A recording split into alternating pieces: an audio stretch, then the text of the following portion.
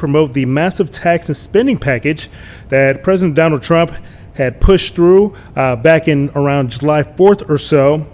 This is part of a rebrand that the Trump administration is trying to do with the economy package that they were able to pass through Congress. They say that this is rebranding in order to improve voter appeal. Of course, the midterms are not that far away. Now, Democrats, they say that this bill tends to favor the wealthy and risk Medicaid cuts. So we're going to be interested to see how President J.D. Vance tries to spin this spending package that they are in Wisconsin.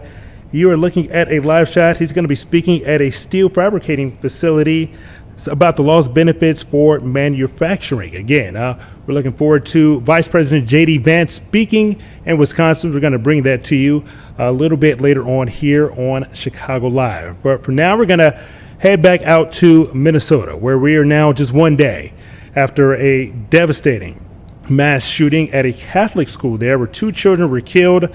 Obviously, the shooter in that case took his own life there. This all happened yesterday around 8:30 a.m. It happened at the Annunciation Catholic Church and School. It's in the southwest side, I believe the south side of Minneapolis. The suspect has been identified as Robin Westman. He did die of a self-inflicted gunshot wound after he shot through the windows of that church. His children were in there worshiping for their first week of Mass on that school campus. Again, another devastating situation, something that we've seen far too often here in the United States. The suspect, again, didn't make it inside the school, was actually firing those shots into the Mass. Several more students were hit during that period yesterday. We do know that an 8-year-old and a 10-year-old child were both killed in that shooting. 3 adults and 15 children, including a child as young as the age of 6, were all among those injured. But thankfully, all those remaining victims are expected to survive. We've heard a lot of kind of devastating and very chilling stories, including a story of a young child who almost sacrificed himself and put his own body on the line. Those shots were ringing through the Mass there to cover some of his former classmates, to make sure that they weren't hit by those bullets as well. Again, an 8-year-old child and a 10-year-old were killed in that shooting, and we do know that 3 adults and 15 children were also injured during that shooting. We are expecting to hear from some Minnesota lawmakers a little bit later on this hour. That is what we are expecting to see later today here on Chicago Live. Now, I'll give you a little bit more background on the suspect there. Police said that the suspect was dressed in black and was armed with a rifle, a pistol, and a shotgun. And again, he fired right through the church's windows towards children that were sitting in the pews, worshiping during their first week back to school. So far, we do not believe that the suspect had any extensive criminal history, and so far we do believe that he acted alone. It looks like this press conference from these Minnesota lawmakers is beginning to start any moment. Jim, can we hear any sound there already? We'll join Minneapolis. All right, we're going to take you live to Minneapolis. Let's listen in. For you live as that gets going as well. We are extending into the 3 o'clock hour already, and so they will bring us the latest information there on the investigation and some of the things that happened yesterday. Okay, do we want to show the interview from this morning, Natalie? Oh, is it? Okay, let's try that, and then it might be a little bit longer than 3 minutes, but let's listen to it as much as we can before we dip in here. But this was at the Growing Memorial outside of the church and school campus. In the last hour or so, a couple of hours, we talked to a mom who was visiting the memorial. So let's take a listen. Abby, tell me a little bit about what you're doing out here. Like most parents, I just feel pretty helpless, and this is something I can do. I have a preschooler who started school yesterday and had his first lockdown. And I really love books. I run local nonprofit, a book of my own that gets books to families in need. So I have quite a collection of all different kinds of books in our office. Books don't replace action, but they help. They can put language to things we can't describe, and they can give a little bit of comfort and hope. And so I just wanted to bring some by, and if these will be helpful for anyone in the community, I hope. So just give some comfort. Talk to me a little bit about some of the books that you brought. Some of them look a little, specific. So talk to me a little bit about them. They do have a theme, yeah.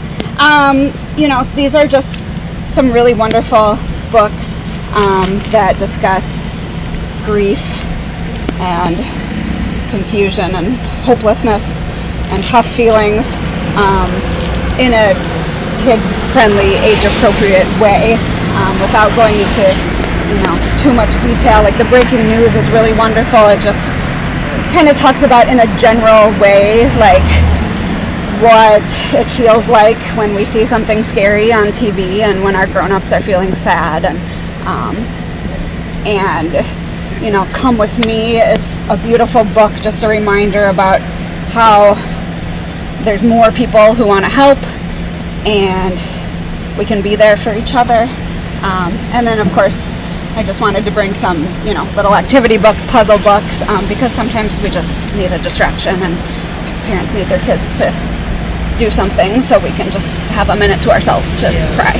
You said that your student had their first lockdown yesterday.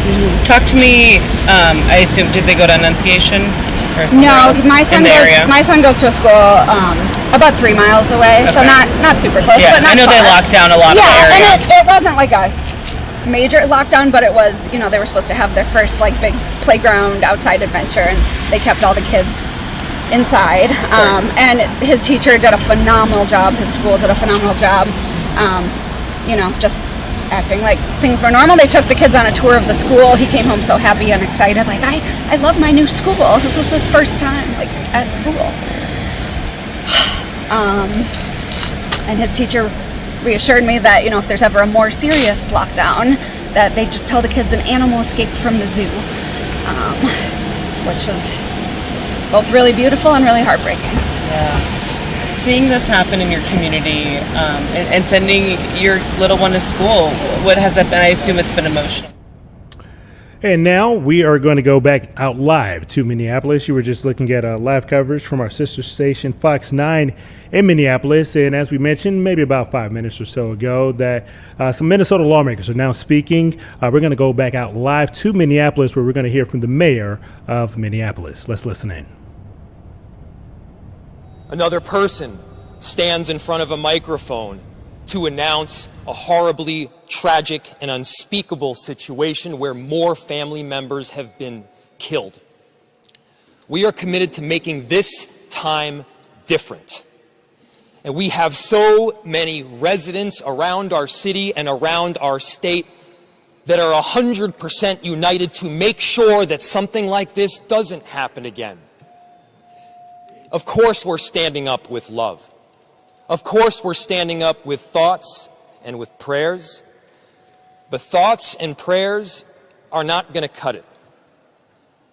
It's on all of us to see this through so that there is an action, so that something like this never happens again. We need action at the federal level. We need action at the state level. We need coordination with the cities around the country to make sure that every person has this common foundation of safety where they can send their kid off to school and have the confidence that they will be safe. Think of these kids not as somebody else's, but as your own. Think of those last words that you had with your child just this morning before you sent them into school. You kissed them on the cheek, you got them set up with their shoes, you pushed them a pouch of applesauce. Maybe these were little annoyances, but the truth is that there's this common and beautiful thing. We love our children. Make these changes not out of hate. Make them out of a simple and beautiful foundational love for our kids. And so what are we talking about? When we talk about action, we need to talk about the action steps that need to take place. We need a statewide and a federal ban on assault weapons.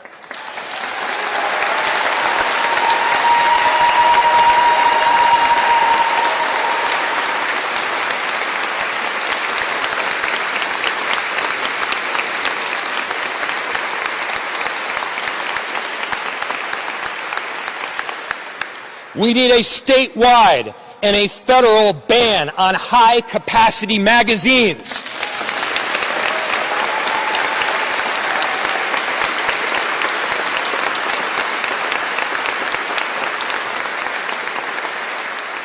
There is no reason that someone should be. And you were just listening to Minneapolis Mayor Jacob Frey, just one day after that mass shooting at the Annunciation Catholic School there in Minnesota. Now we want to head to the west coast of the country right now. We want to join in live with our sister station Fox 11 as they're tracking a car chase out there. This is a view from their helicopter. Let's take a listen in.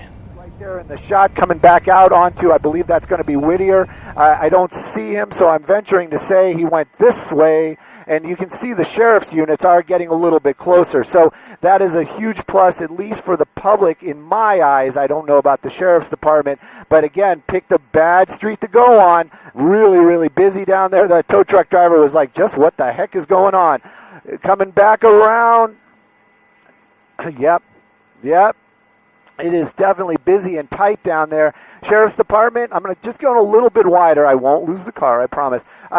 Just going a little bit wider to see if those sheriff's units are going to be nearby. It looks like that at this moment they aren't. Speeds, I was going to say slowing down, but look at that maneuver right there around those cars waiting for the light and back onto another major. Hopefully he doesn't put that foot on that pedal again.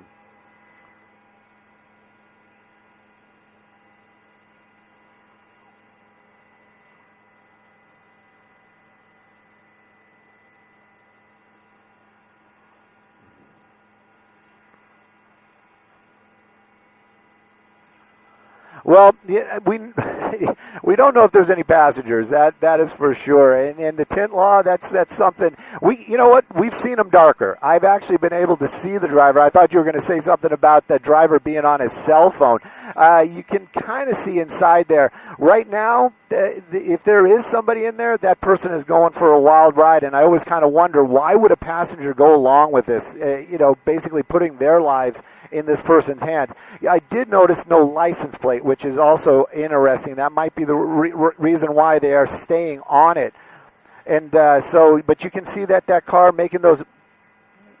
I think it's a Hyundai Elantra. Hyundai Elantra, maybe? Maybe it's Kia. No, it's a Kia. It's a Kia. It's a Kia. Yeah.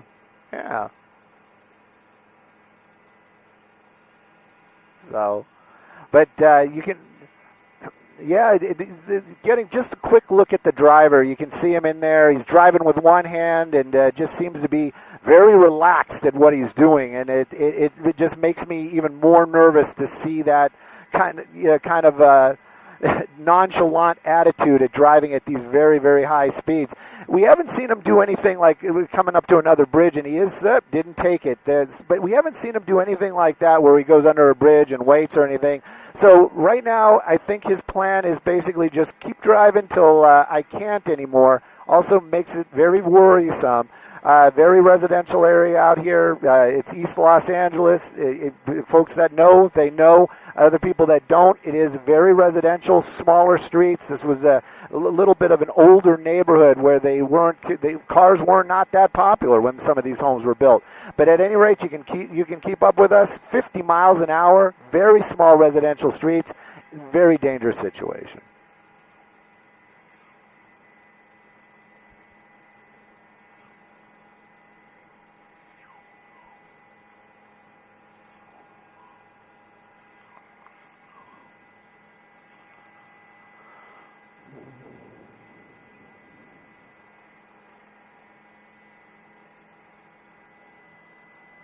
Hubbard. Hey.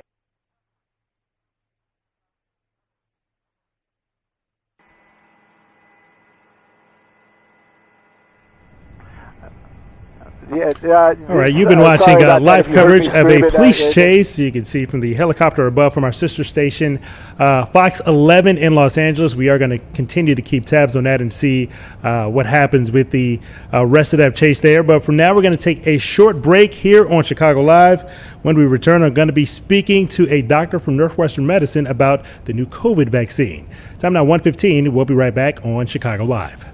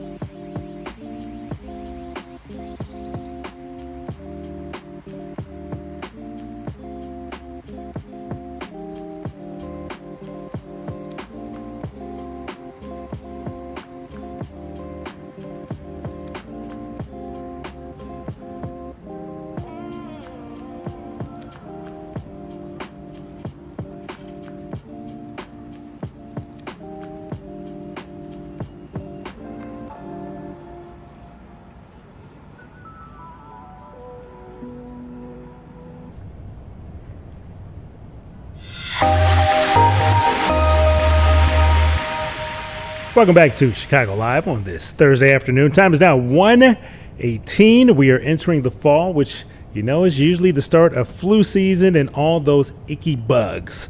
We're going to be joined now by Dr. Michael Angaroni. He is the infectious disease specialist at Northwestern Medicine, here to tell us a little bit about the new COVID vaccine. Thanks so much for being here. Oh, happy to be here. Thanks. Let's start with, how exactly is this vaccine different from the others that came out back during the pandemic? So the vaccines with COVID, we have the mRNA vaccines, so the Pfizer and the Moderna. The Novavax vaccine, which was out during the pandemic and has been out for a few years, is a little bit different in that this is a protein vaccine. So this is a vaccine that has kind of the pieces of the virus or the proteins of the virus, very similar to the pertussis vaccine or the older hepatitis B vaccine. So at this point, are we talking about this vaccine, getting it yearly? Is it very similar to us getting a yearly flu vaccine, or how do the two differ at all? Yeah, that's a really great question. And I think of it the same way. So I think now with the pandemic, kind of in the phase that we're at or where we're at with COVID, is to treat it like influenza, and that we should be getting the vaccine every year, especially people who are at risk of severe COVID. People are immunocompromised, people over the age of 65, people have multiple medical conditions, should seriously consider getting the vaccine and getting it every year with the flu vaccine. And I like that you kind of went there with this. I wanted to ask, are there some new restrictions on who would automatically qualify to get this new COVID vaccine? So we're starting to hear some of the recommendations from the CDC about COVID and hopefully soon influenza and other vaccines. So the newest recommendation, from what we can tell, really focuses on adults. So if you're over the age of 65, it's recommended that you get the vaccine. If you're under 65 but older than 18, so you're 19 or older, if you have medical conditions that put you at risk, diabetes, lung disease, or if you're immune compromised, you should really consider getting the vaccine. If you are a pregnant woman, or if you want to decrease your risk of severe COVID, you should consider getting the vaccine. Where there's kind of more question from the CDC recommendation is when you're under the age of 19, so from 6 months old to 18. It's really a lot of discussion with your pediatrician about, is there a benefit to the vaccine? Should my child get the vaccine? Really, I think we should be focusing in those kids as well on those that are immune compromised and those that have medical problems like asthma, other lung issues like cystic fibrosis. We really should be promoting them getting the vaccine as well. Now, I have a couple of coworkers here who have kids who have just returned to school. We know that kids are around other kids, and they tend to attract some of these kind of nasty bugs. So, are there anything that parents should be doing to put themselves in a better position to maybe avoid catching this strain of COVID, especially when it comes to their kids, if their kid isn't old enough to be vaccinated just yet? Yeah, so if they can get the vaccine, or after you talk to your pediatrician, get them vaccinated.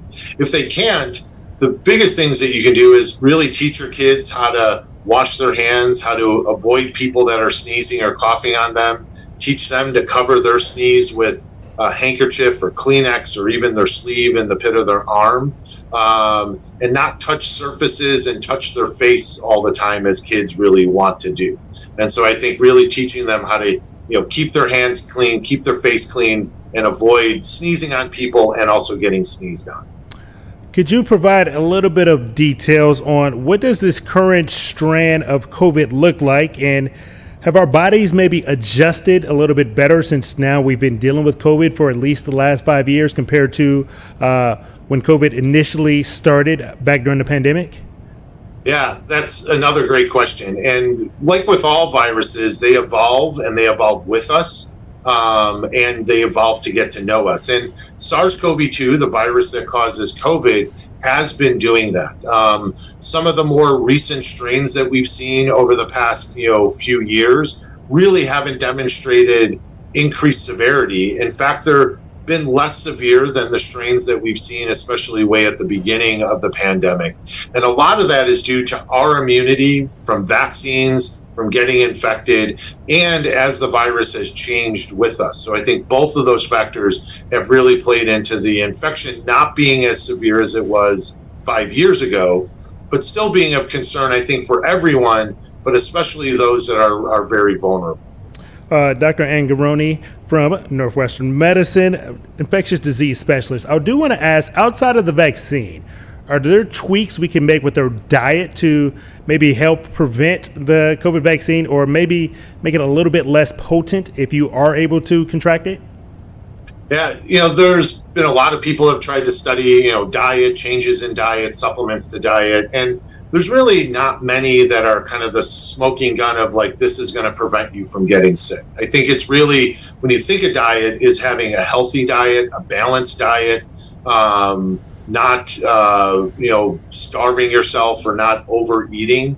It's really just having that healthy diet that's going to support your immune system so that when you do get the virus that causes COVID, SARS-CoV-2, that it can control that virus and you don't get as sick. And so I think that's the best recommendation. There really is no kind of magic or special diet supplement that's going to prevent the infection or make you get better in a day instead of in 2 or 3 days. Now that this new COVID vaccine is making its way out, is this something that people at home should be making plans to see their primary care doctor? Should they see a specialist like you, or is it already available at like your local CVS or your Walgreens where you can just kind of walk in and get that shot? Do you have any perspective on that just yet? So it should be available soon. So once the CDC kind of announces what the vaccine schedule is going to be or what the vaccine is going to be, they're available fairly quickly after that. So I'm sure within the next few weeks, we'll be seeing these vaccines at Walgreens, at different pharmacies like CVS, and at your doctor's office. I think if you've gotten the vaccine before, you're going to get it. I would go to just any pharmacy to get it, like you were getting the prior ones. If you really want to have that discussion with your healthcare provider, I think make an appointment with them to talk to them about the vaccine. And if they have it in their office, they can give it to you then, or they can let you know where you can go to get that vaccine. All right, Dr. Michael Angaroni, an infectious disease specialist at Northwestern Medicine. Thanks so much for your time and perspective this afternoon on the new COVID vaccine that will be available very soon. All right, time is now 1:26 on this Thursday. Now we're going to head out to Brookfield. In fact, we're going to head out to the Brookfield Zoo, Chicago, where the Red Cross is holding a blood drive. It is going to be happening. It started a little bit earlier this morning. It's going to be happening until 3 p.m. We're going to be speaking to a communications manager, Annabelle Monk. I believe that is how you say her last name. We will double check that when we're able to pull her up in a second. We're going to get some perspective from her on who's eligible to give blood, how often people should be doing it, as well as why do we see a decline in the summertime? Thanks so much for being here. Thank you so much. I'm Annabelle Monke, Communications Manager for the Red Cross. It's such a privilege for you to have us on your show to speak about this great need that we have, right? To help lives, to help people. We are here. It's amazing. If you can see, these workers here have been going on all day. We've been sitting here watching people come in and out. I know it's a busy time. Many parents are back to school, they're running around, right? But we want to make sure that we get this message across that there's always a constant need for blood. I want to let you take it in this statistic. Let me tell you, every 2 seconds in this nation, someone needs blood.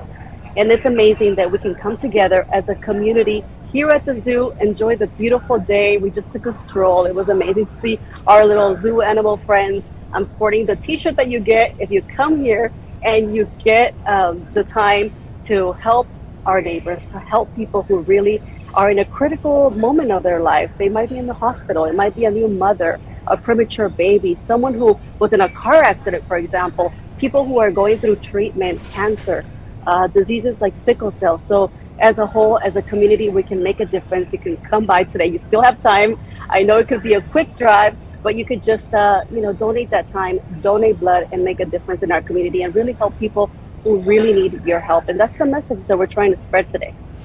Jim, I'm going to ask you to drop that lower third so we can check out Annabelle's T-shirt. Can you talk us through the design of that T-shirt for us?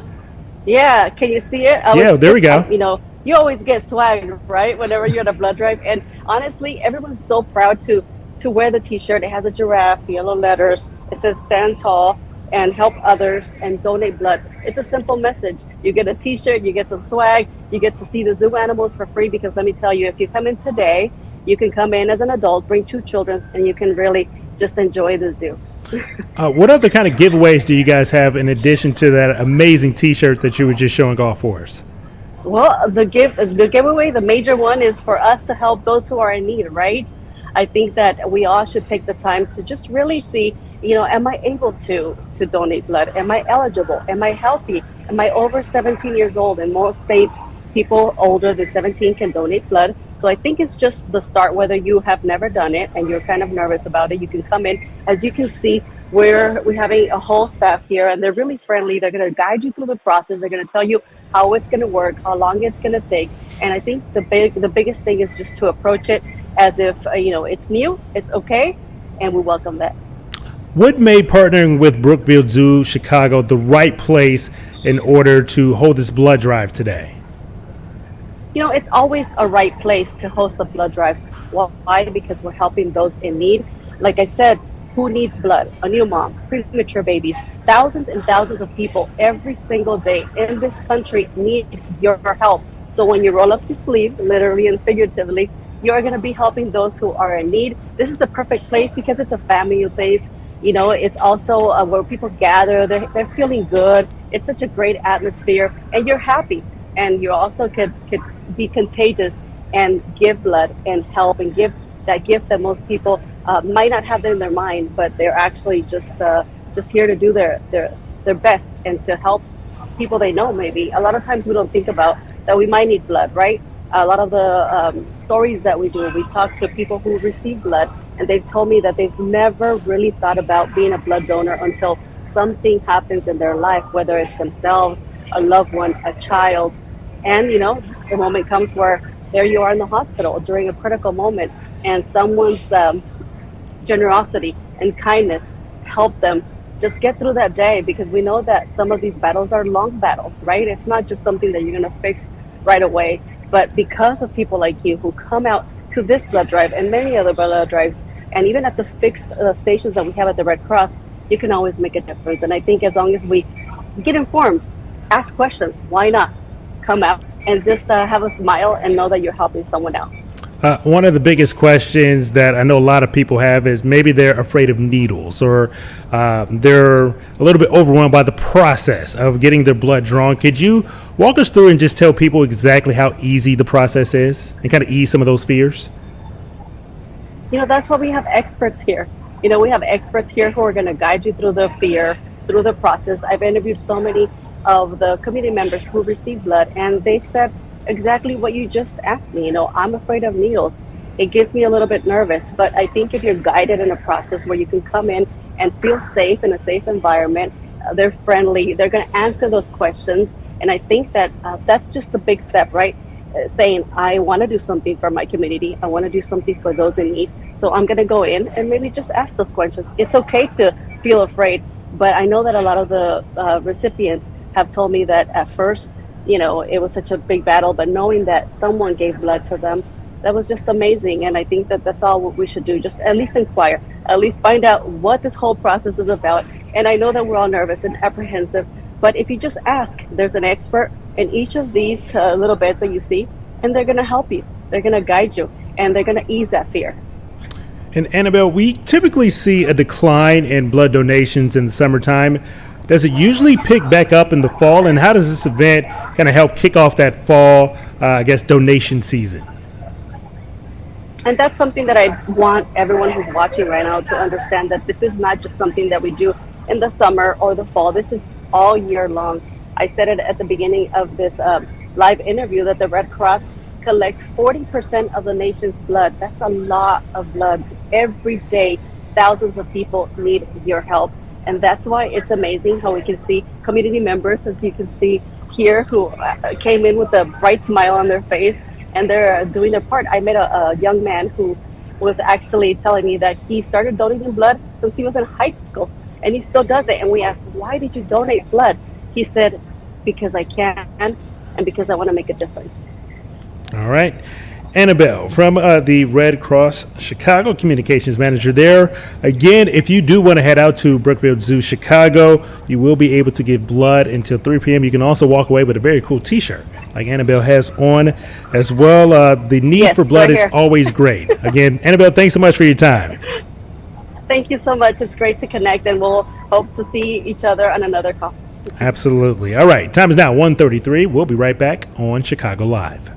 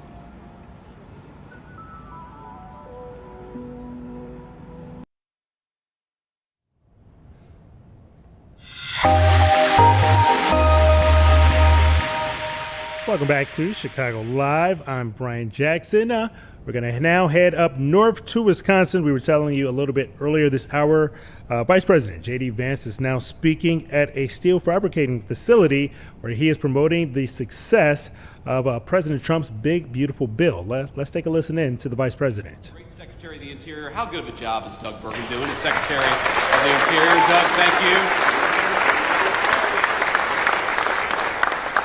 Doug is doing a great job, but you heard him give a shout out, and I'm going to give another shout out to the great Representative Derek Van Orden. Thank you, Derek. Please stand up. Give it up for this guy. He works harder than anybody in Congress. He works so hard that he lost most of his hair, in fact, over his time in Congress. I'm sorry about that. I had to poke a little fun at my good friend Derek, but you know, there are so many people who just show up in Washington. They go along to get along, they cast a vote or don't, but don't really do much else. Derek is fighting every single day for the people of this district. You should be proud of him, because I certainly am. Thank you, Derek.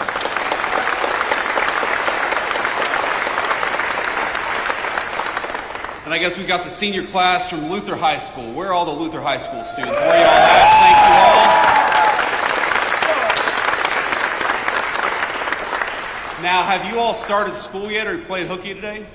You have? Okay, good. Well, I'm glad the Vice President coming to town got you guys out of school a little bit.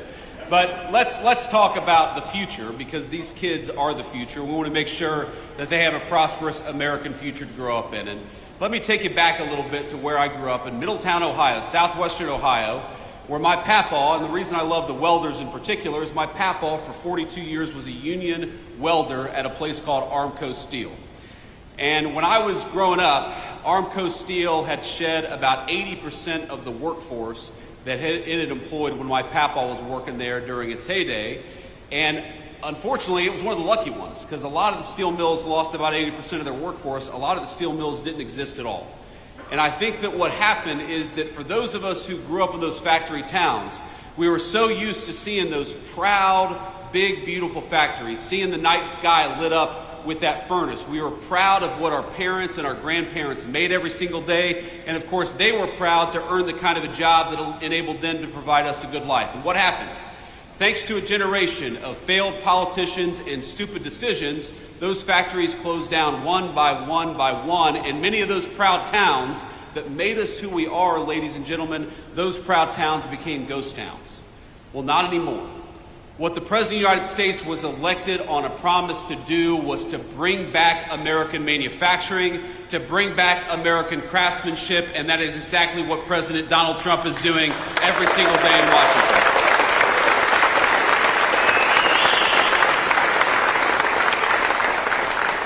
How nice is it to have a president who, instead of rewarding companies for shipping your jobs overseas, rewards companies for building factories right here in the United States of America?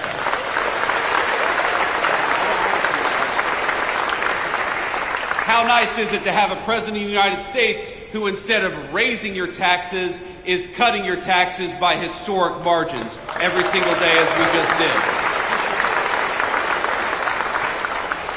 For years, American leaders would ask you to work overtime, would ask you to spend even more time away from your family, and every...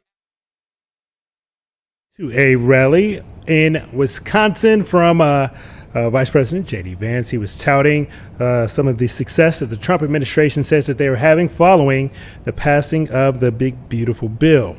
All right, the time is now 1:40 on this Thursday. Almost knocked off my water here. All right, now we're going to head over to Lincoln Park. We're joined now by Maureen Murray. She is with the Lincoln Park Zoo. She is partnering in a project there where they're putting out some new rat contraception to test it as a breeding ground to kind of help us with all of our rat issues across the city of Chicago. Thanks so much for your time. Thank you so much for having me. Pleasure to be here. So first, let's start with just how bad is the rat issue here in the city of Chicago compared to other cities like in New York or Philadelphia and places like that? Yeah, it's a great question, and it's surprisingly hard to answer because basically no city really knows how many rats live there. We do know that more people complain about rats in Chicago compared to any other city in America. We've had that dubious title of America's rattiest city for a decade. But that's really because people are engaging with 311, they're reporting their rats. So I like to think about it as a good thing that people are really engaged in city policies, but there is a lot of frustration too. We did surveys a few years ago, and a lot of people see, rats on their block, rats in their house. It affects their day-to-day life. So it's certainly something that needs our attention and needs a lot of help. And the Lincoln Park Zoo has kind of partnered in a study where you guys kind of released plant-based birth control for these rats. How does that differ from your, typical, rat poison? Is that what was being used before? Yeah, you're absolutely correct that Chicago, like most cities, relies on rat poison to kill rats. And the issue with using rat poison is that it affects more than just rats. When animals like hawks or owls eat rats that have been poisoned, that also poisons their system. And there was a really high-profile case a couple of years ago where there was a family of owls in North Pond in Lincoln Park, and one by one those owls succumbed to rat poison. And so that really rallied a community, particularly the Chicago Bird Alliance, to really dig in on this issue and figure out how we can use less rat poison on the landscape. And so that led to this partnership with Wisdom Goodworks, who makes a contraceptive pellet called Good Bites. It's got peanut butter in it, so rats like to eat it. And it also has that plant extract that affects reproduction in the rats. And so you can sort of think about it like human birth control, in the sense that the rats have to keep eating those pellets to get the effect. But it's different than human birth control because it's not hormonal. It's just a plant extract that affects the reproductive organs. And so we're hopeful that it can be another tool in the toolbox to help reduce rat populations without poisoning other animals and protecting urban biodiversity. Just how long is it going to take us to see the results of this new version of, rat birth control? And what does success look like? So your second question is amazing, because very few people actually define what success looks like when it comes to rats. In our case, we're hoping to see, basically what we're trying to see is a change in rats over a full calendar year, so that we know that any change is sustainable over the longer term, rather than like a quick crash and then they rebound right after, which is what you see with rat poison. So basically we have these feeding stations out now in Lincoln Park, and over the next couple of months we expect to see more and more rats eating the pellets as they learn that it's safe, they learn that it's there. We're expecting that to peak over the next couple of months, and then around 2 to 3 months time we're expecting to see that starting to trend down as there are fewer rats being born, and then there are fewer rats on the landscape. Now, so at about the 6-month mark, that's when we're hoping to see this big reduction in rat activity. And then we want to see that sustained over the last 6 months of the study to make sure that the contraceptive effect is sustainable and that you're not going to see these sort of rises and crashes in rat populations. All right, Maureen Murray from the Lincoln Park Zoo. We're looking forward to seeing the results of this study. I don't think any of us really want to see any rats on our streets, but we thank so much for your time and for your research. Thank you so much for having me. All right, time is now 1:44 on this Thursday. We'll be right back on Chicago Live.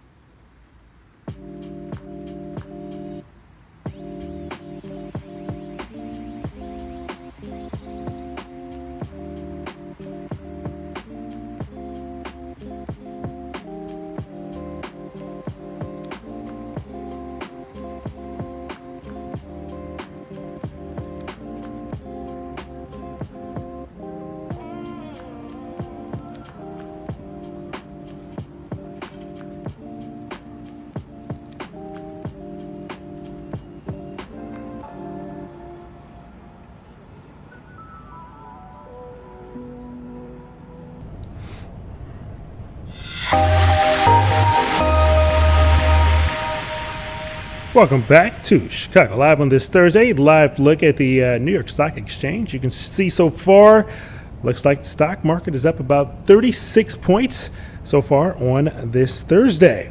All right, now we are going to be joined by Congressman Brad Schneider. He represents the 10th District of the state of Illinois. We've just learned that President Trump is making some potential plans to send the National Guard to Chicago, and he has requested that they be stationed at the Naval Station Great Lakes. Thanks so much for joining us this morning, Congressman. Thanks for having me. So what was your initial reaction when you heard that President Trump would potentially like to store the National Guard here at the Naval Station Great Lakes if he does end up deploying them here to the Chicagoland area? Thanks. I think you have to divide it into two reactions. First is understanding what's happening at Naval Station Great Lakes. This is the Navy's largest training base. It is the only base that Navy recruits come for basic training. Every year, upwards of 50,000 young people, men and women, who enlist in the Navy come for their basic training. Others come for training in other aspects of their responsibilities as sailors in defending our nation. And we need to make sure that nothing happens at this base that diminishes the purpose and the mission of the station. And that's first and foremost. So the president's threats. No, go ahead. I would say the second thing is the president's threats to, I mean, he's literally trying to bully and scare Illinois, Chicago, and our communities around this region. We have vital, vibrant cities, towns, villages. We are welcoming places, and the president is trying to intimidate and scare our community to the president that we're not easily scared. We're going to continue to build on the strength of our communities, and the governor hasn't asked for National Guard troops. We don't need them, and the president should take his bullying somewhere else. And I'm glad that you brought up the governor here, because you said he has not asked for help from the Trump administration. Where does the law exactly stand? We've heard a lot of things. I'm just wondering, can you clear up exactly if President Trump does have the power to send the National Guard troops here to the Chicagoland area like he did in D.C.? Does he technically have that authority to do so? And what does that look like? That's a great question. It's not clear. He clearly has authority in Washington and D.C. Washington is not a state. It's under the authority of the federal government. I would argue more so under the authority of Congress, but it's a very distinct nature to the police and the protection of the nation's capital. We were a nation founded on the idea of states' rights, individual states. If it's not clearly articulated in the Constitution, the rights belong with the state. It is the governor of each state who has the authority to ask the president for help. The National Guard, Governor Pritzker has been very clear. He is not asking for that help. We don't need that help from the president. What we need is collaboration and cooperation from the president to help our police forces in communities across our state to make our cities safe and secure. The president can do us a whole lot of good by releasing the funds being withheld from police departments, fire departments, others across the country. That's the help we need. Let's work together rather than the president's desire to bully and intimidate. Congressman Schneider, have you seen or learned anything from what President Trump has done in Washington, D.C. that could help Chicagoans and everybody in Illinois prepare just in case this were to make its way here? Well, obviously, my hope is that we don't see National Guard troops walking through our streets. What is important is that Illinois law is clear. Our police forces in all our communities are there to work and support us. We should continue to rely on our local authorities and trust them. And hopefully the threats of the president won't come to being, but if they do, we will continue to work with our local authorities, local police departments, to make sure all of our citizens and residents are safe and secure in their homes and as they go about their lives. What are you hearing from some of your local constituents on the possibility of this coming here? Yeah, two things. The first is anger that the president is trying to intimidate the people of Illinois and the residents in our communities. The second thing is that there are many people who are fearful more about the threats of immigration raids, immigration enforcement that is not focused on the criminals and keeping our safe street, but seems to be more focused on attacking people who look like they might have been immigrants, were citizens of this country, born in this country. We've seen far too many stories of not criminals, but people going about their daily lives, living as citizens, providing for their families, contributing to their communities, being targeted by this administration, held for days, weeks, or even months. And there are people who are fearful of that. I also want to know what has been the response from some of your colleagues on the Hill, on both sides of the aisle, in terms of the route that President Trump is kind of going, and with using federal troops in order to, I guess, occupy Democratic-led cities. Right. So we've been in our district work period. So everyone's working in their own district for the last several weeks. So we haven't had a chance to have broad conversations. I've talked to a number of my colleagues on a one-to-one basis, Democratic colleagues who all share the same anger and frustration with what this administration is doing, focused on political vendettas rather than making our country stronger and our people safer. We go back next week, and I look forward to having those conversations. And I'm hopeful that this is not a partisan issue, but that Democrats and Republicans working together back to providing the resources to first responders, to law enforcement, to making sure we're keeping our communities safe and releasing the funds and convincing the administration to put aside the political vendettas and focus on making our country stronger and our people safer. All right, Congressman Brad Schneider, representing the 10th District of Illinois. Hopefully we can bring you back on the show when you do return to Washington, D.C. in the next week or so. Thanks again for your time this afternoon. I look forward to it. Thank you.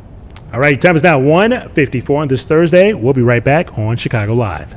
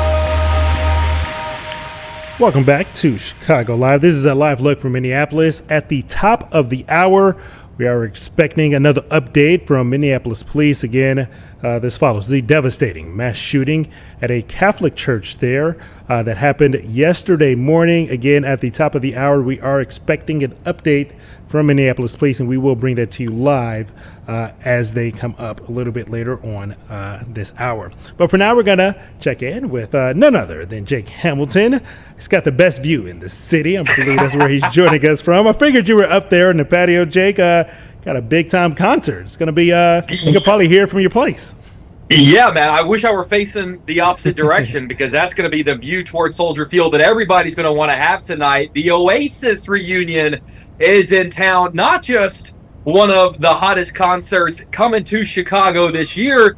It's really a concert not many people thought was going to happen. If you didn't know, Oasis, they're in town playing Soldier Field tonight. One of only 5 North American stops on their tour. Only 3 U.S. stops. They're coming to L.A., they're coming to New York, but first and foremost, they're coming to Chicago. So don't be surprised if you're going to see people flying in from around the country because there aren't many options if you want to see Oasis. Now, if you need a little bit of background information, Oasis, it's an English group formed back in 1991, made famous with songs like Wonderwall, Champagne Supernova is a personal favorite of mine. But the big reason that no one really thought that this was going to be a concert that would be in Chicago or anywhere for that matter is because of the, shall we say, the rivalry, the tension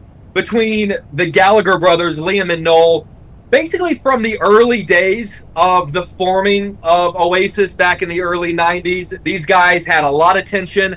In a lot of ways, it made for a great kind of rock and roll story. It made for tabloid fodder. There's stuff that has become rock and roll, urban legend, myth over time. But there's a lot of stuff that is factual, that is on the record, a lot of contentiousness between them. In fact, the band broke up back in 2009 because of this, because the Gallagher brothers just weren't able to get over whatever issues they had between them. I guess they did, though. They were able to get over it. They announced a tour which really shocked the world. Like I said, only 3 stops here in the U.S., 5 in North America, L.A., New York, Chicago. They've sold 75 million albums around the world. Gates open 5:30 today. We were live on Good Day Chicago yesterday from the merch shop that opened up. They had people waiting hours in advance. You saw it, brother. And you know what? If you got, I got some ticket information for you. Right now, the resale, I mean, basically they are sold out, right? Sold out in the way that like all concerts are sold out, but you can always get tickets if you're willing to pay the money. Secondhand market, I've seen a lot of tickets starting at around $250. Okay, that's going down from this morning. But a lot of those are what do they call, like obstructed view? Gotcha. Or okay. I'm pretty sure you're sitting somewhere up there if you want to see them. But I did find something interesting. If you go to Ticketmaster, that they do a thing called the face value exchange, and basically what that is if you bought the tickets like just outright at face value, and they're looking to resell them at face value. If you go to Ticketmaster and you just keep refreshing, occasionally it'll say this show is sold out. But then while I was in the newsroom, I was refreshing and found a pair of tickets for $87 each. Now, granted, they were nosebleed, but like when the rest of the tickets, when the rest of the tickets are going for $250, $450, $650, $87 a piece ain't too bad. Not too shabby. So the Ticketmaster face value exchange, if you're looking for some last minute tickets to try to squeeze in there tonight, I think that's your best option. Like I said, just keep refreshing until you find a price that's within your price point. All right, Jake, thanks so much for your time. That Thanks, update buddy. on Oasis performing a little bit later on this afternoon, just down the road at Soldier Field. Time now 2:00. We'll be right back on Chicago Live.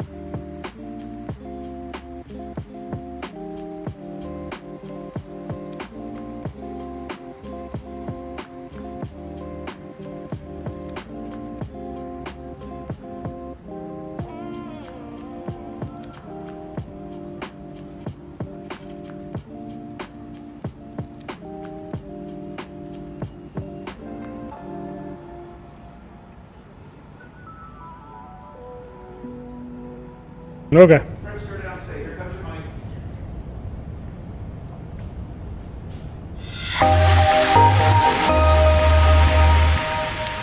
Welcome back to Chicago Live, where we bring you everything live that is happening in and around Chicagoland, including downstate, where we're listening now to Governor Pritzker. He's attending the Shaunytown Port groundbreaking, celebrating a $14.1 million public and private investment in economic activity on the riverfront there. Let's listen in. Your vision, collectively, so many people that are here, got this project off the ground, and it's been your hard work that will see it through. And I'm very proud that our state government is able to assist you in that mission. I want to acknowledge the members of my administration here whose leadership and collaboration has made this project possible. I think many of you who are in leadership positions know that if you have great people around you, you don't need to be the brightest person in the room. You don't need to be great, but what makes you great are the people who work with you. And so I'm lucky enough to have those kind of people around me, and I want to start with our Secretary of the Department of Transportation, Gia Biaggi, Director of the Department of Agriculture, Jerry Costello, Director of the Department of Natural Resources, Natalie Phelps-Finney. These are some of the most dedicated public servants in the entire nation, and I really am grateful that they're on my team, and frankly, that they're on your team.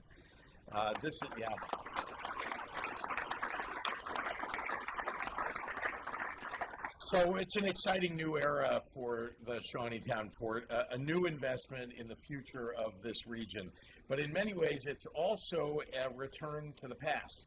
Over 200 years ago, Shaunytown was the central hub of commerce in the state, in this region, including where the first bank existed in the state of Illinois.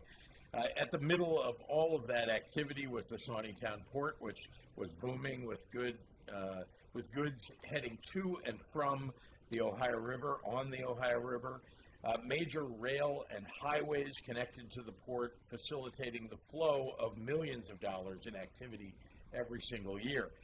Gradually, there was a decline, a significant decline in port activity, and the Shaunytown Port became the least utilized river port on the entire Ohio River. When our state isn't keeping up with its responsibilities, it costs all of us business, and it costs us opportunity, it costs us jobs and livelihood. And it left Shaunytown behind. But your leaders convinced me about the potential that existed here, and they believed, as I do, that this community is worth fighting for, and they sure have been fighting for you. Vicerian Grain, Skates Group, and Shawnee Harbor Service, who have really kept the port alive these last few years, deserved our support. So in 2022, we came together to revitalize the port and return it to its former glory. The state made a long overdue investment here with a grant provided by our Department of Transportation. And today, we're partnering to build a $27 million fertilizer offloading terminal right here at the Shaunytown Port.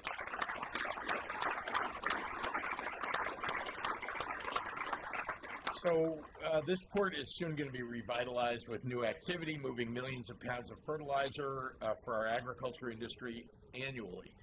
Shaunytown deserves to be a thriving river community and with a bustling intermodal hub once again. And most importantly, we're bringing jobs and we're bringing investment and opportunity for the people of Gallatin County. And just as the movement of coal here at the port once powered the regional economy, the new fertilizer terminal will be a critical piece of our future. With prices skyrocketing, our agriculture industry needs relief. This project will cut costs for our farmers and help them feed the U.S. and the world from right here at this port. The revitalization of Shaunytown Port will lift up families across the region and keep the history and tradition here alive for generations to come. Look, my job as governor has always been to carry the storied history of Illinois into the future, into a dynamic and prosperous future, to put places like Shaunytown back on at the center of our economic future, our children's future.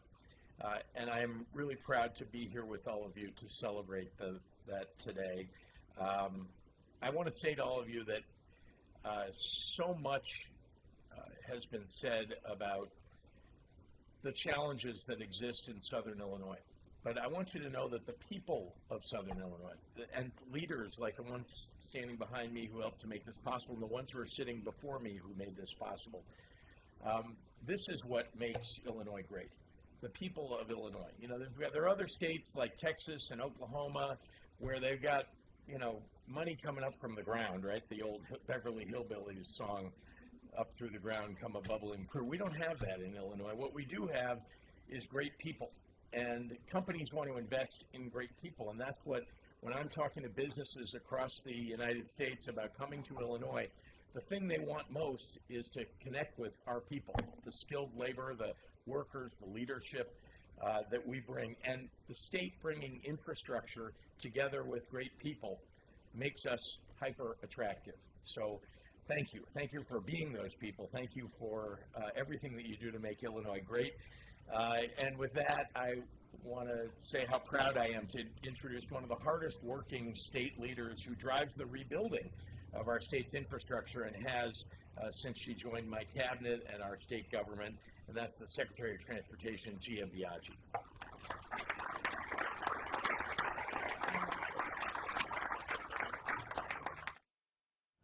All right, that was Governor Pritzker, downstate Illinois. Now we're going to bring it back here to the Chicagoland area. We're going to check in with Jared from the Valley View Teachers Union. Thanks so much for joining us, Jared. And can you say your last name for us? Yeah, no problem. It's Ploger, and I can guarantee I've been called worse. Ploger. I want to make sure I get it right. Didn't want to say it wrong on the air. Thanks so much for your time.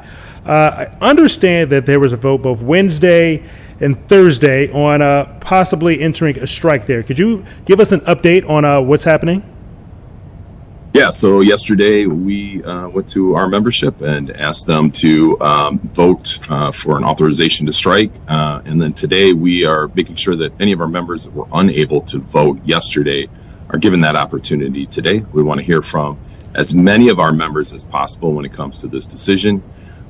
We don't take this lightly, and we will likely have some type of announcement, but we always make sure that our members are notified first whenever we have a vote like this.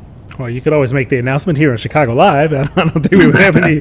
Don't have it yet. Don't have it yet. Members will find out first, and we don't have it yet. So. Understandable. Now, just for those at home, the Valley View teachers, that district comprises most of Bolingbrook and Romeoville, Illinois. So, Jared, could you just give us an idea of how the talks have been going so far, and what are some of the major sticking points for teachers there? Yeah, I mean, one of the largest sticking points is for our students, which is the district wants our high school students to start 20 minutes earlier than they do now, which would be 7:10 a.m. We have not found any research that indicates them starting earlier is healthy for them.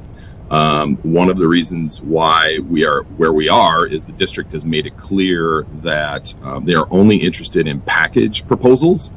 And so anytime that we've tried to like brainstorm or work with them, unfortunately, they have decided to go out into the public to negotiate.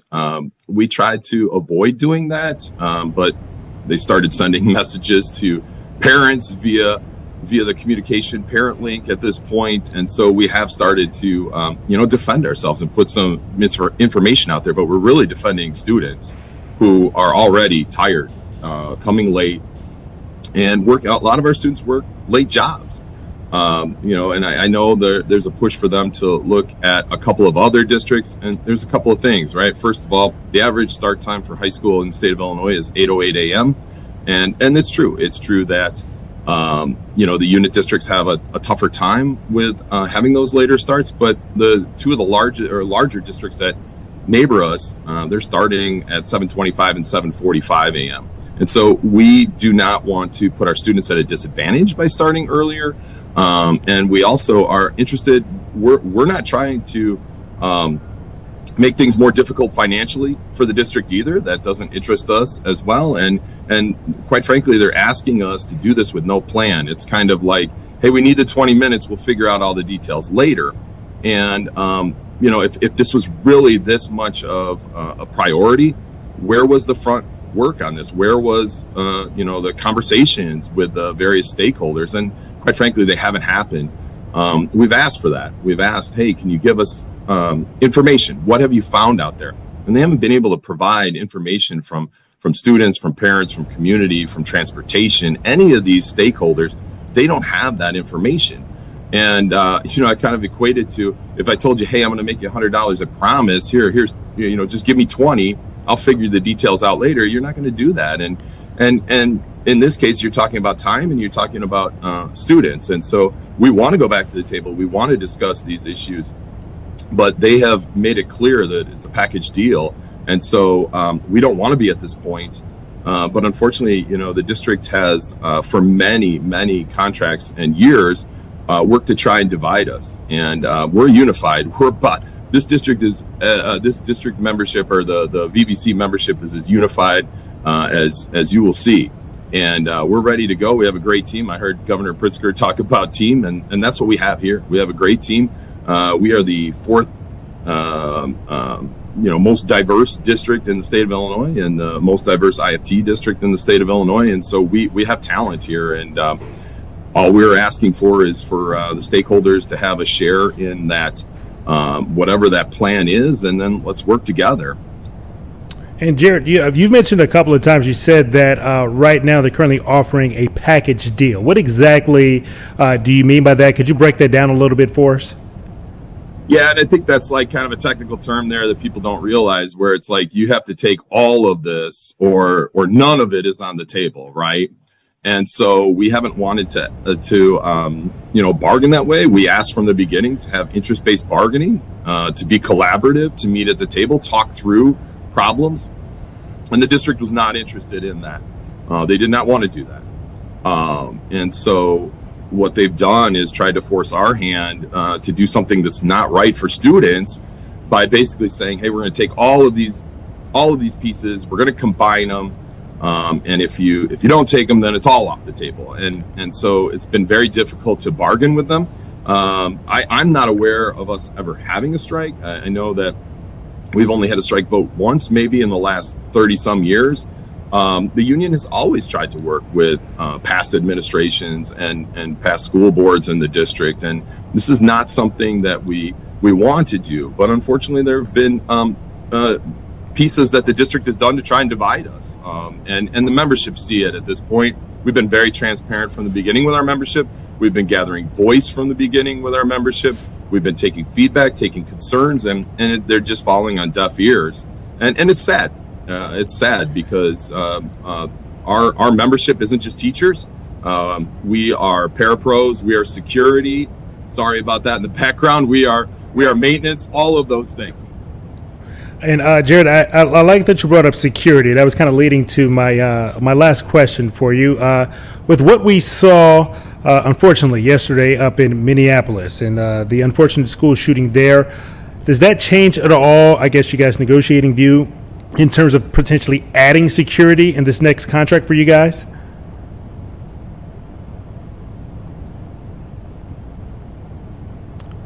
I think we lost you. It sounds like you're on mute. Jim, did we lose him?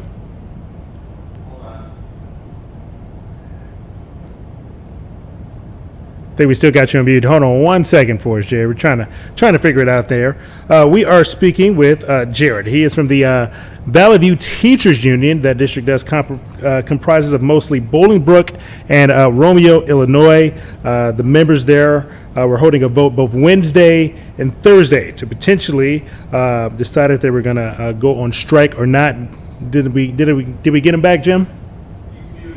Looks like we're muted on your end, Jared. If that's something you could change for us as we get to answer that last question. Let's take a look. Oh, here we go. There we go. Now we go.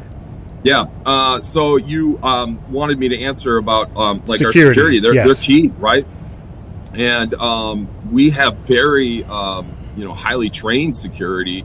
They're sitting they're the front line. They're at the front in the front line of our defense in many of our buildings, if not most, if not all buildings. And so we rely on them a lot, and the district has done a great job of training them and they've worked very collaboratively with various members of the administration, and they're highly sought after at this point. And so we feel very safe in these schools, but that is very much dependent on being able to continue to keep very talented and trained security. And same way with our maintenance. I mean, we have talented maintenance, whether they be electricians, plumbers, whatever, that could absolutely go make more in the private sector. We recognize that. We realize that. And anytime that we are using our district maintenance or security, that's a savings really for the district, because they're not having to go and use outside sources, which those funds, they dry up quick because that's expensive. All right.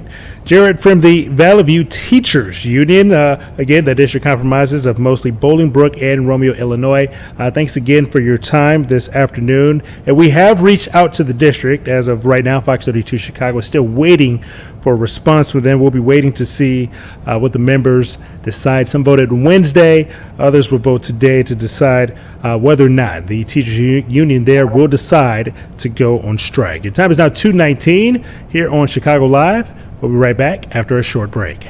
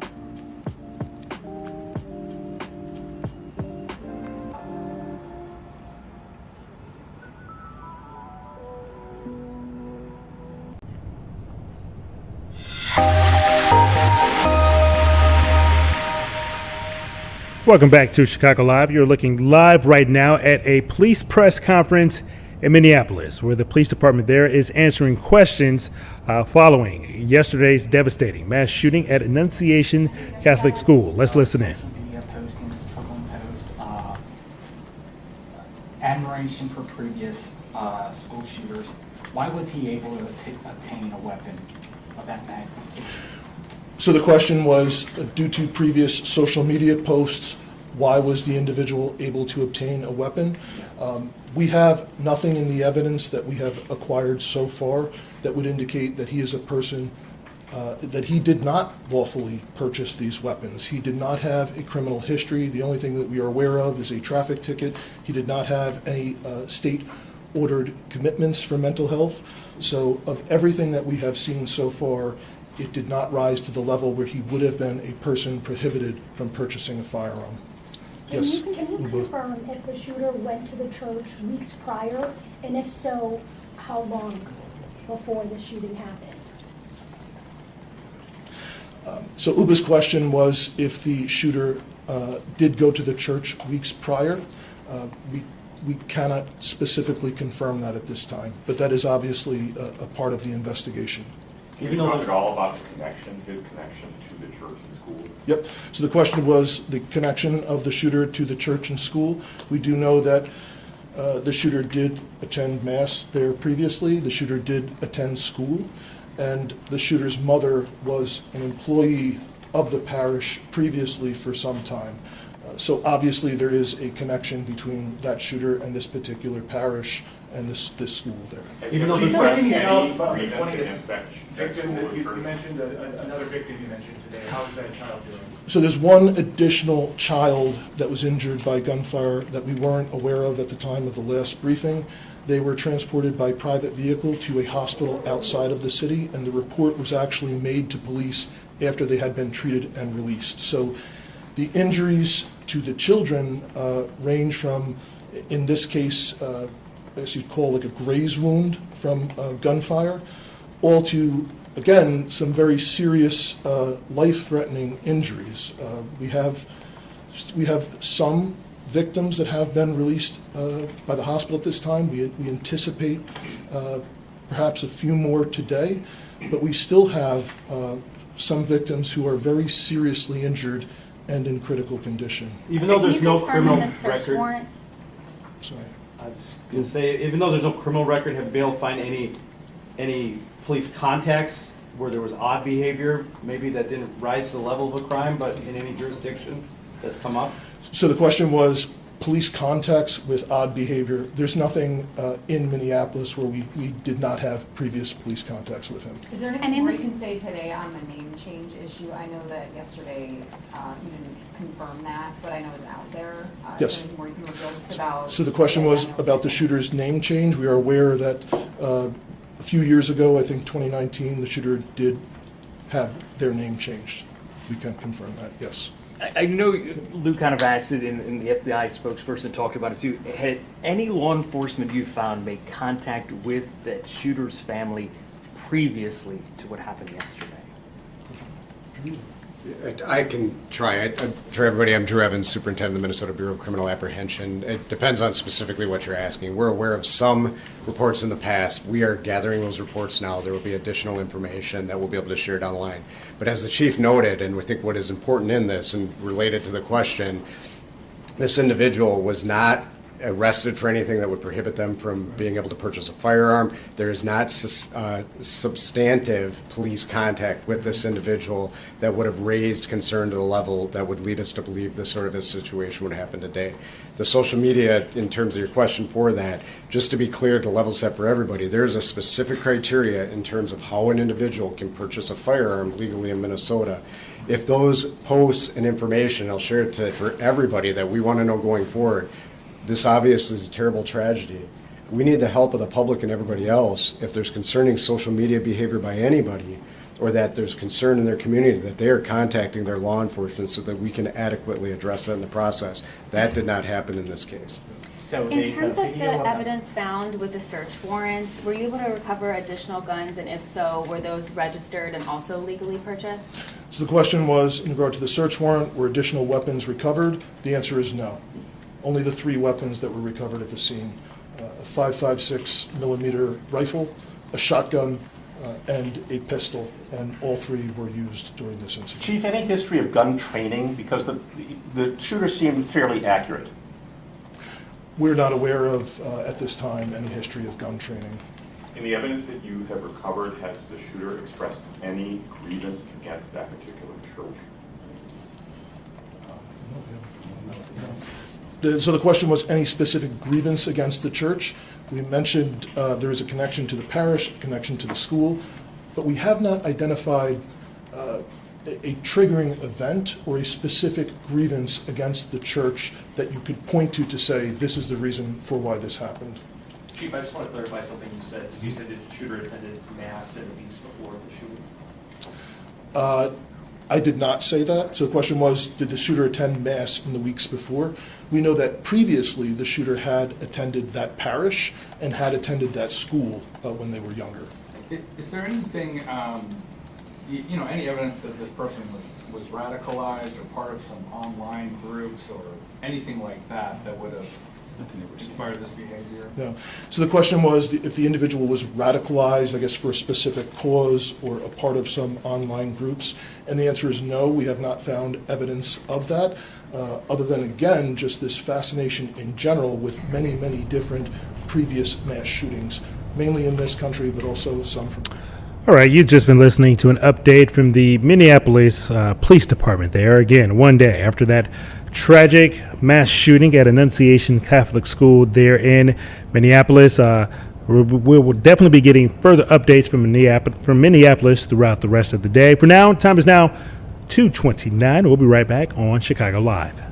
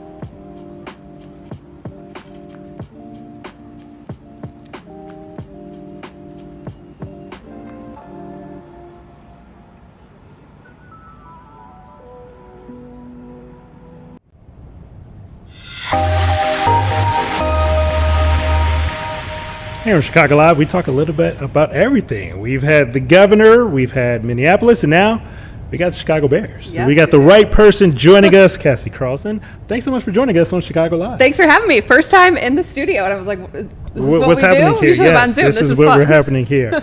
So now that we're beyond training camp, we're a week and a half away or so from the Monday night opener. What do you think you've learned? You're out there at Hallis Hall every day.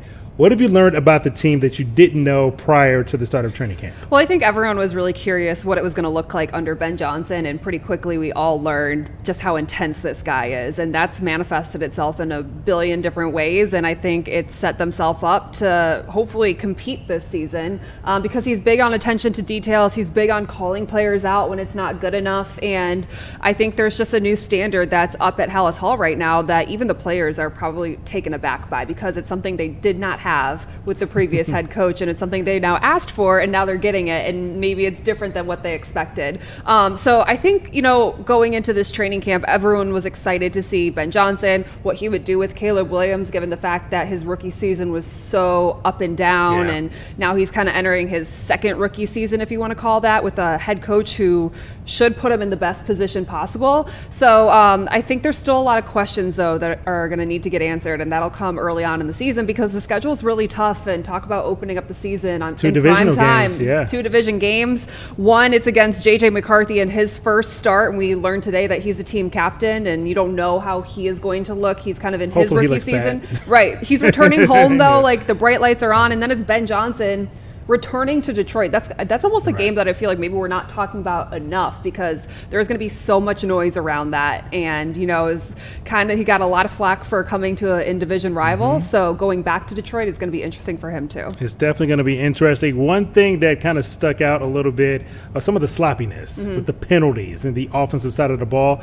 How are they going to clean it up between now and the opener? Yeah, that's a great question, because they don't really have an answer right now. Everyone has said if they knew what the answer was and what the commonality between all of them was, they would go in the locker room and talk about it. But it seems to be all different sorts of things, whether it's, and coaches have taken accountability for this too. Ben Johnson getting the play call in fast enough to Caleb Williams, whether it's Caleb Williams recognizing the play clock. That seems to be an issue at some points, where he just doesn't have that internal clock in his head of like, hey, we got to get this play out in the huddle, then get to the line of scrimmage, then they're learning protections. It's a bunch of different stuff that's happening right now. So that'll be something to watch for early on in this season, to see how the pre-snap operation plays out, because it's been a point of emphasis throughout all of training camp and something that's been a reoccurring theme that they haven't been able to get down consistently. And I think that's something worth pointing out, is like, this offense isn't going to be a complete product week one, and there are going to be kinks that are worked out. It's Caleb Williams in year two. It's a new offensive line, and whether or not they have more veterans on the interior or not,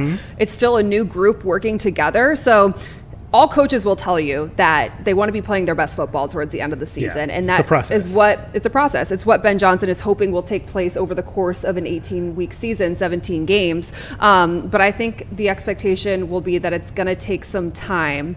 But you don't want it to plague this team early on and that be the reason why they don't win games. And Ben Johnson, he used the word sloppy. He said it's not good enough. He said in the Kansas City preseason game that he was disappointed in what the offense it looked so put out. great the game before. Against twos, though. Well, like that's true. kind of what you have to keep in mind, is like, they went up into Kansas City, played against the Chiefs starters, and you saw the difference in competition. Right. Now they're going to go into week one against a Brian Flores defense, which is very blitz heavy. They have a crazy defensive line. So it's going to be an interesting process. And that's why identifying things at the line of scrimmage is going to be so key for Caleb Williams when there's so many different pressure looks coming your way with the Vikings. Have they made a decision at left tackle? Do we have any idea? They don't want to talk about starters yet. So Ben Johnson, I think that was more so of like, it was cut down day when he was asked that question, and I think he was more focused on that.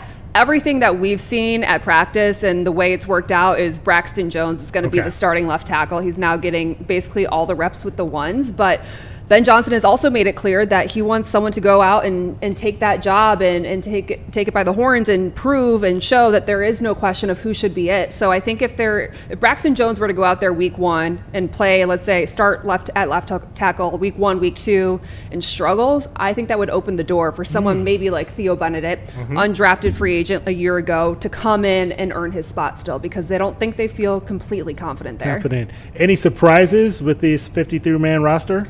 I don't think there were many surprises. It's really cool to see undrafted free agent wide receiver Jahdae Walker make the team. He had that big touchdown catch and was big on that last drive in Kansas City. Dancing down the sideline? Yes, he was. Gliding? Yeah. Apparently he did that at A&M as well.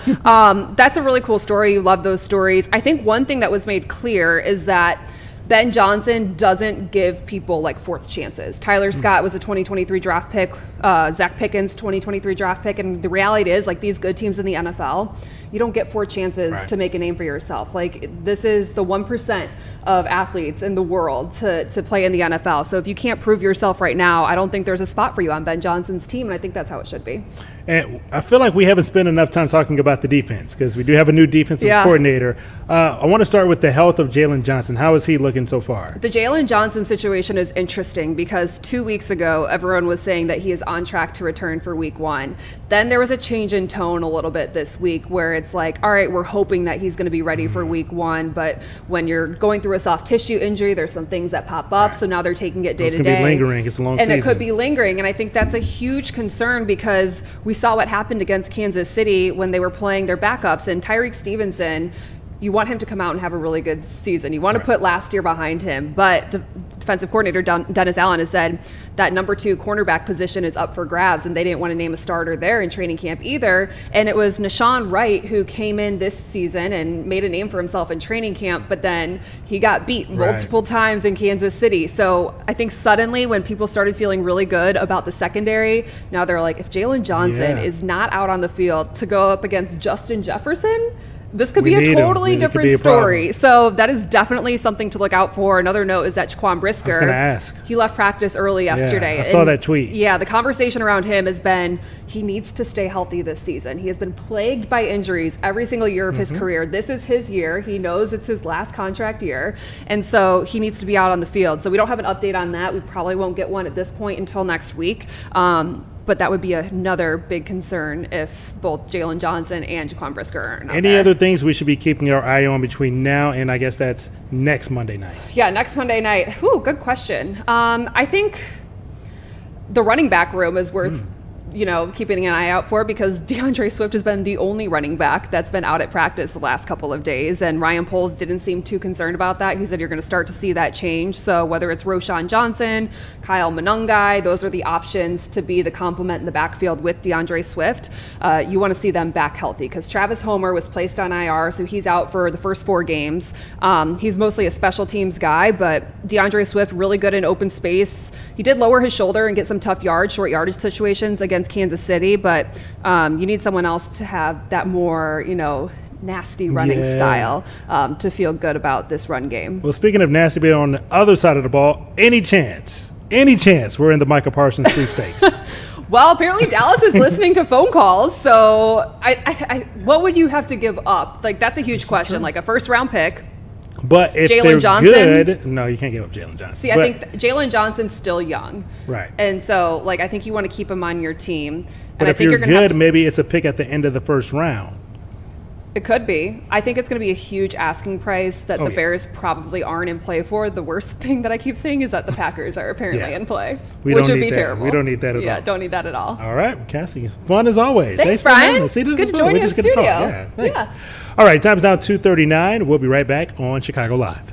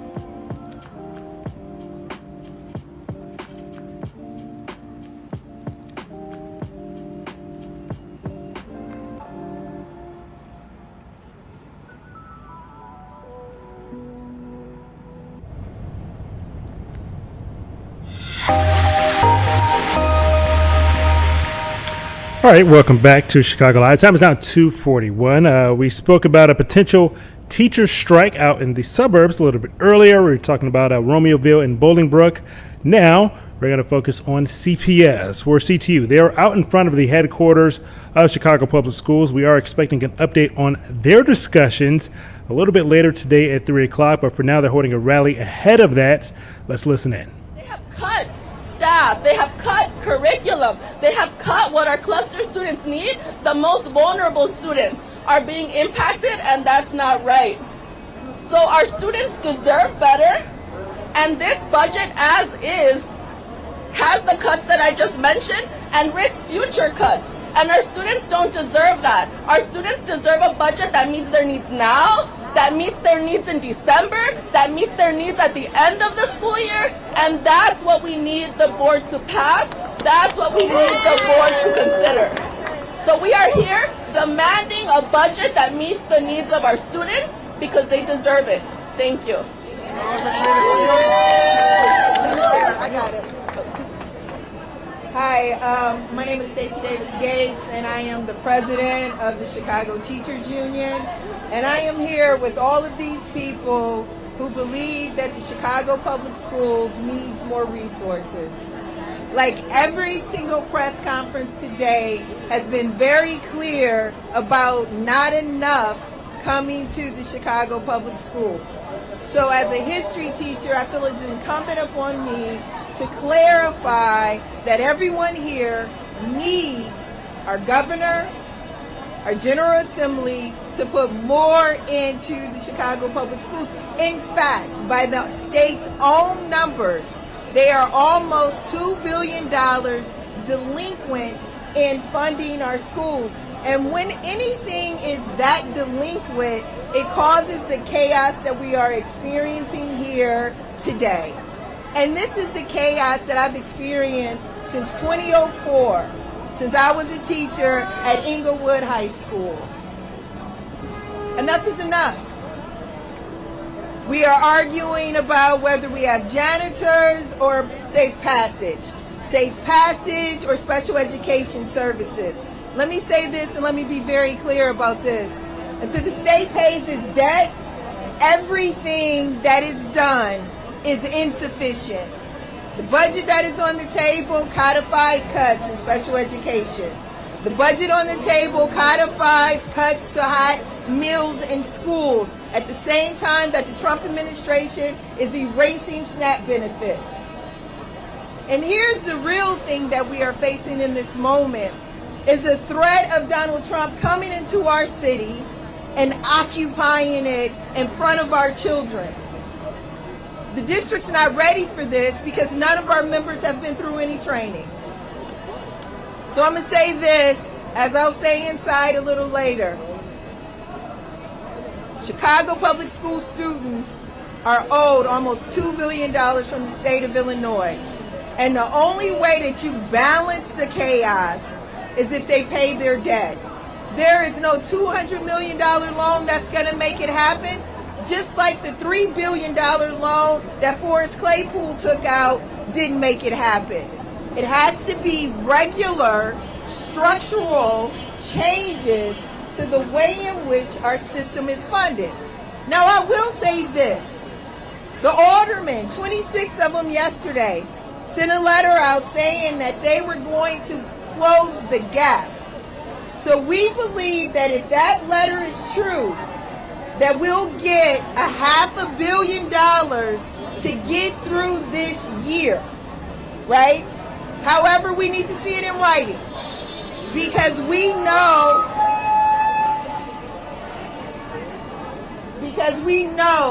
that it is important to see it when it is in writing. So just very clear here. The city council can't be our heroes. 26 of them said, we got you. By our math, that will be $500 million. That $500 million will get us through this year and put us on a pathway to Springfield to ask for the things that we need. So yes, thank you, put it in writing. Number two, if J.B. Pritzker as governor of this state and if the Illinois General Assembly doesn't come correct, this will become regularized. And it will become regularized today, tomorrow, and beyond. The chaos here is a product of that inaction. Questions?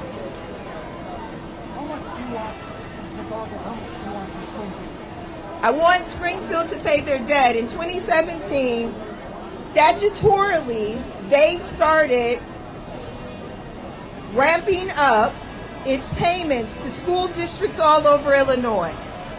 They have not adhered to that ramp.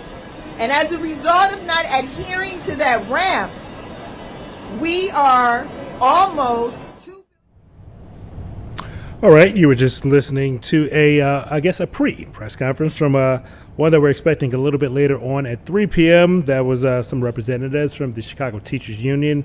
Again, they're on ongoing discussions about the CPS budget. We have our own CPS budget expert joining us right now, Paris Schutz from downstairs in our newsroom. How you doing, Paris? Looks like you might be on mute. Hold on. While we try to figure this out. I think it's on your end, Paris. We need you to unmute. Let's see.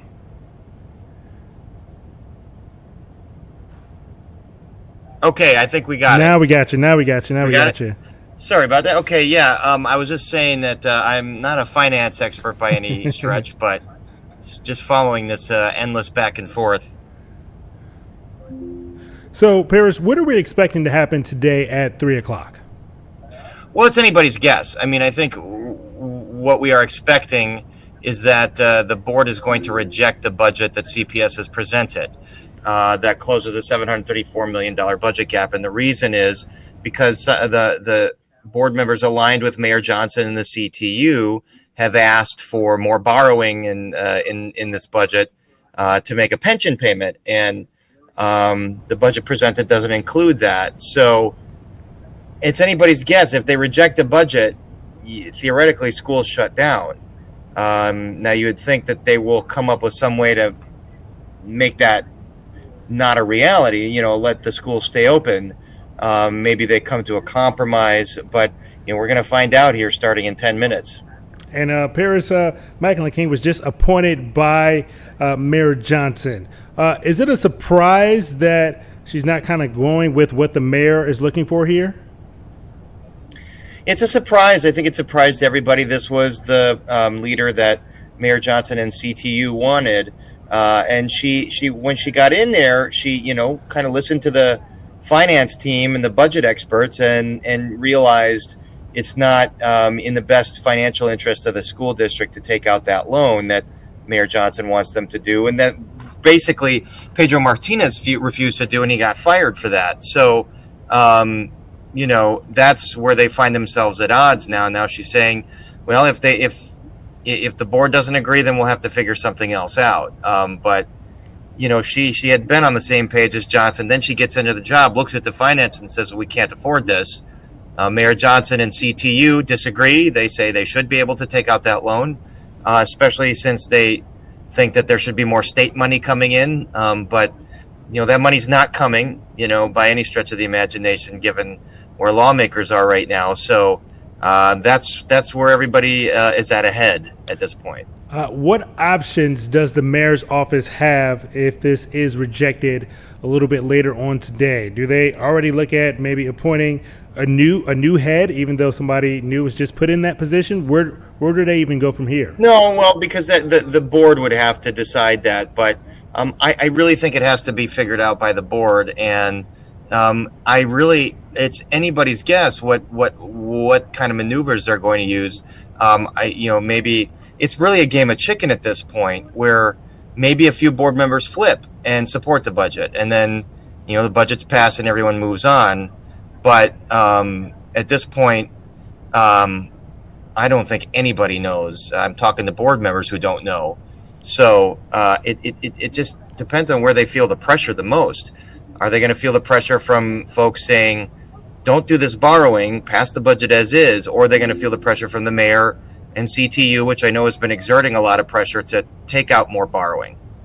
All right, Paris, what else do you have coming up on Paris on Politics?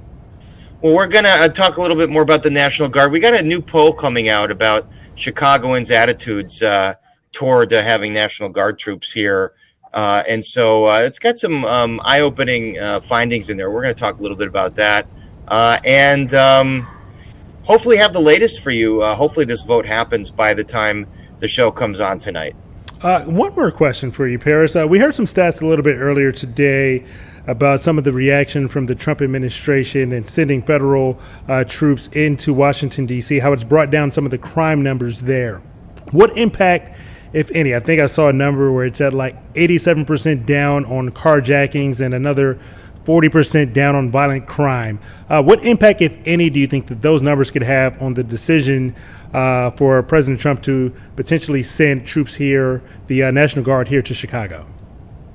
Well, it's clearly the mayor of Washington, D.C. said it has had an impact, as you mentioned, those numbers there, and it maybe emboldens the Trump administration to send troops here. Again, the law is differently. The governor has to request the National Guard here, but, there's a political aspect of this, and sort of winning the PR war here, and is the governor going to look like he's soft on crime if he refuses the National Guard? I talked to Gary McCarthy yesterday, who was a little dubious on whether or not the National Guard was directly responsible for that reduction, because again, as he said to me, he's not sure what they do. Because they don't have policing powers or authority, so they can't stop a carjacker. They can't do that. But perhaps their presence just walking around is deterring people, and that could be. Or it's freeing up police officers to focus more on those things. All right, Paris Schutz, thanks so much for your perspective on all these multiple political topics. All right, time is now 2:54 here on Chicago Live. We'll be right back after one last short break.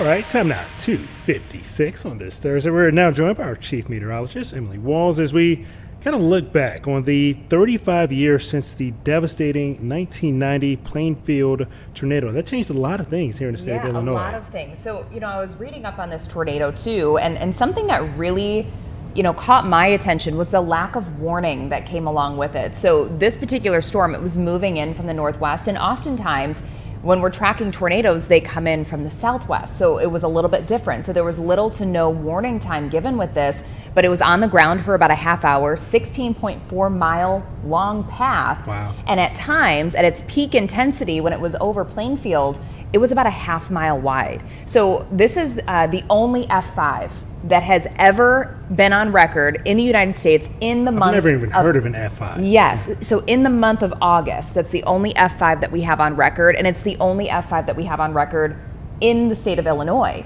So can you give some perspective on just how fast those wind speeds are for an F5? Wind speeds over 200 miles per hour. So, I mean, can you imagine? Obviously, there's going to be a lot of devastation with that, and there was. 29 people lost their lives. More than 350 individuals were injured during that storm. And then as far as damage goes, if you think back to 1990, of course, when you're comparing dollars to dollars between then and now, you know, a lot has changed. Right. But in 1990, $160 million worth of damage had occurred. 470 homes were completely destroyed. High school as well. Yes, and then over 1,000 homes were damaged in some way. So just pure devastation. And fortunately, we haven't seen anything like that since, and I hope we never ever do. Yeah, and hopefully that's the story neither one of us have to ever cover. Right. It is Labor Day weekend. It's been beautiful. I wish we could copy and paste this week that we've had and just keep it all year round. Yeah, let's jar this up, right, and try to keep it for a year. It's going to be gorgeous as we go into this upcoming weekend. But the one thing I will say, if you have plans to get to the beach, you know, Labor Day weekend, a lot of us are kind of gearing to get that last beach weekend in. Yes, but we do have a very high wave action for the next day or so. So there's a beach hazard statement remaining in effect through Friday evening. So just stay out of the water at least through Friday evening. Then going into the weekend, we should see some improvements and lots of sunshine this weekend. It's going to be feeling really good. Temperatures too. We're going to warm up each day. Okay. How warm are we? I've cut my AC off. You've cut it off? Like we're not going back, Brian? Well, for my bill, I hope I don't have to cut it back on. Yes. Have we gotten past that part of summer, or do you think we're going to have another heat wave? I think we're still going to have some pretty warm days. But I will say this weekend, it looks really beautiful. We're going to be in the mid 70s by Saturday. Sunday, we're expected to be in the upper 70s, and then near 80 on Labor Day. And the humidity, that's going to stay fairly low. Okay. So just good for we have the heat. We don't have the humidity, and those winds, they're going to be calming down, which means the waves on Lake Michigan are also going to be calming down. So definitely want to stay out of the water. Yes. Like I said, through about Friday evening, and we do have that beach hazard statement, dangerous swimming, boating conditions, and actually, you know, the waves, Brian, could be as high as 8 foot high. Whoa. Yes. And that's because of that northeasterly wind flow that we do have coming in. But that should subside, especially as we go into the upcoming weekend. So better days ahead. If anybody's getting out of town for a quick weekend trip, any different, maybe close by in Indiana or up north of Michigan? I always say go to Michigan. Okay. Yeah, Michigan's beautiful this time of the year. And you know, it's really similar to here, but oftentimes as the air is going across Lake Michigan, it cools off even just a little bit more. Oh, okay. So it keeps some of that humidity away. Got to bring in my fall clothes. Yeah. All right. Emily, thanks so much for your time. Of course. All right, that's going to do it for this Thursday edition of Chicago Live. We've covered quite a bit for you this Thursday afternoon. Thanks so much for joining us. We'll see you right back here. Caden Perry, La Crosse Tribune, local reporter.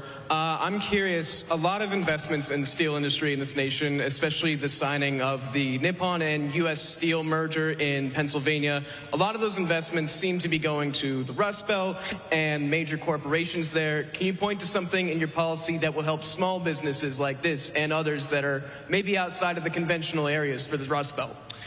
Yeah, so first of all, by ensuring that facilities like this have access to great American-made steel, we make sure they're never going to get cut off. And I talked to the CEO about this earlier. We make sure that they're always going to have the supplies necessary to do the business that they need to do. And that's a very important thing, because as we learned during the COVID pandemic, when you rely on foreign countries to make your critical supply, sometimes those foreign countries don't work. You can't depend on them. We can depend on our fellow Americans, and that's why it's so important, big corporation and small, to bring this stuff back to the United States. But you ask, what is going to help this small business? Well, first of all, the workers here, when they work an overtime shift, are not going to have to pay taxes on those overtime hours. That's going to help the workers and consequently the business right here in this facility. But also, you heard Secretary Burgum talk about this earlier. When a plant like this makes a big investment, we want to make that pay in the tax code. We don't want to penalize them for investing in American workers and American production. And the working families tax cut, you know what it does? it completely accelerates depreciation, so that when they make a big investment, when they buy a big amount, when they buy a big new facility or they buy a big new piece of equipment, they can immediately benefit from that in the tax code. And it's such a reversal from what we've had in this country for 40, 50 years, where we would penalize companies in the tax code for building and making in the United States of America. Under President Trump's leadership, we're rewarding companies in the tax code for building and making right here at home. Next question. Good afternoon.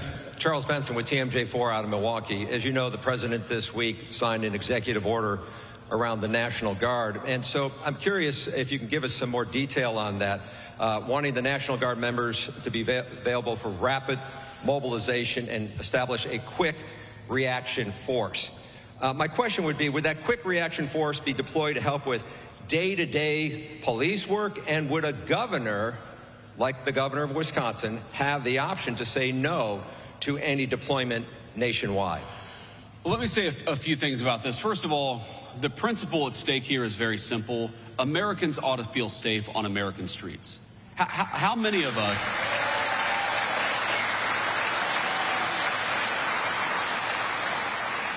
How many of us have crossed to the other side of the street because there's a person on the street corner yelling and screaming at our kids or at our family? How many people have felt scared to walk down the street of an American neighborhood in daylight or at night because those streets are considered no-go zones? How ridiculous is it that we ever let there be no-go zones on streets paid for by American taxpayers? You bought those streets. You ought to be able to enjoy them as American citizens. It's very, very simple.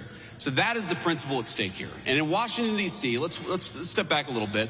Washington, D.C. got to a point where it was having a murder more than every other day. The national capital of the most powerful nation in the history of the world had a murder every other day, carjackings, armed robberies that rival literal third world countries. And the President of the United States said, this is America's city and enough is enough, and he deployed the National Guard to fix it. Now, that was the right decision at the time. But I don't know how anybody can look at the results over the last 14 days and say anything other than thank God Donald Trump did what he did. Because armed robberies, carjackings, murders are down between 40 to 90%.